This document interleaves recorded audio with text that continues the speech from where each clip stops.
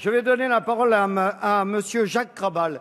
Mais permettez-moi, même si ce n'est pas l'habitude de le faire, de saluer la présence dans les tribunes de deux bachelières qui sont les deux premières et troisièmes meilleures bachelières de France, qui sont issues du lycée de Villers-Cotterêts, mesdemoiselles Myriam Bouraille et Jeanne Marchand.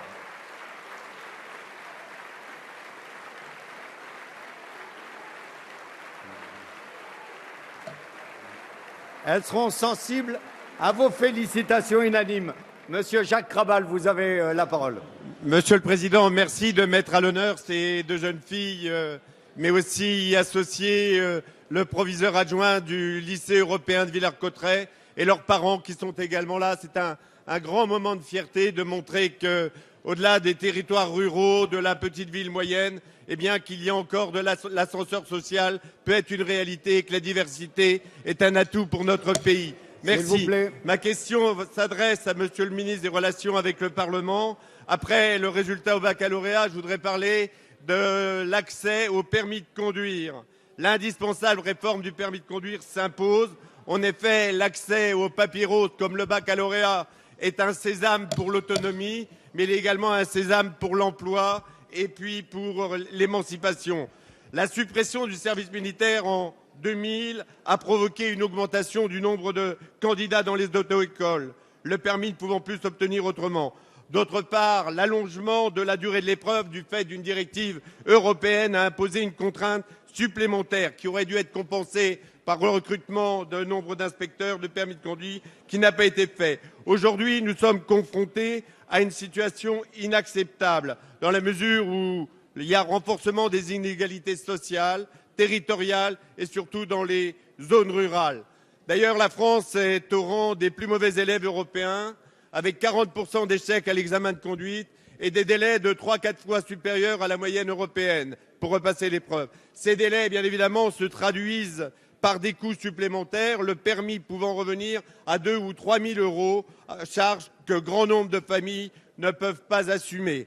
Monsieur le ministre, j'aimerais que vous puissiez nous indiquer les dispositifs que vous comptez mettre en œuvre pour remédier à cette situation fortement pénalisante pour nos jeunes dans leur parcours d'accès à l'emploi, mais aussi à la culture, au sport et aux loisirs. Merci. Merci, Monsieur Krabal. La parole est à Monsieur Jean-Marie Le Guen, secrétaire d'État chargé des relations avec le Parlement. Merci, Monsieur le Président, Mesdames et Messieurs les députés. Monsieur le député Jacques Krabal, comme vous l'avez souligné, nous avons souhaité réaliser une réforme du permis de conduire pour soutenir les jeunes qui ont besoin de ce document pour gagner en autonomie, pour avoir un emploi, pour gagner en pouvoir d'achat.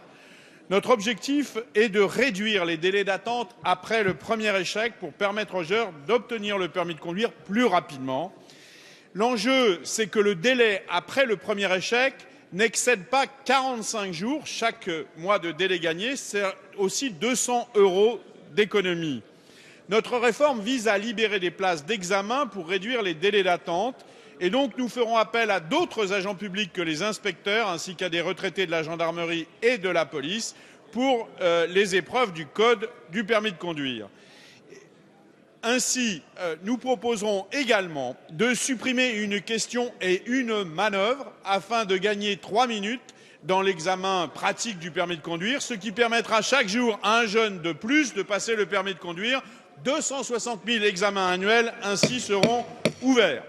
Le gouvernement souhaite aller plus loin en prévoyant qu'à partir de 2015, le permis poids lourd, lorsqu'il est passé dans le cadre de la formation professionnelle, soit validé en lien avec ces organismes de formation et non plus simplement en présence d'inspecteurs dédiés à cet effet. Enfin, nous souhaitons donner un nouvel élan à la conduite accompagnée en étudiant la possibilité de débuter l'apprentissage dès 15 ans, de travailler à rendre la conduite accompagnée plus accessible.